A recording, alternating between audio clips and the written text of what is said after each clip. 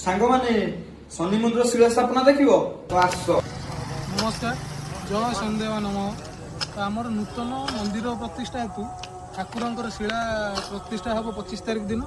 तो जो मैंने श्रद्धालु पानी ढाई इच्छुक से 25 तारिख दिन आसिक उपस्थित रहे।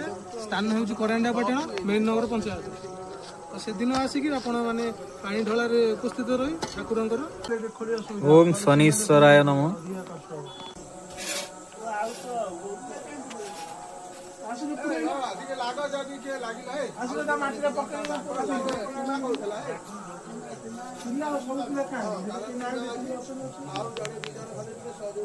सांग माने देखंतु काम पूरा जोरदार चली कहीं ना समय हाथ में कम दिन अच्छी।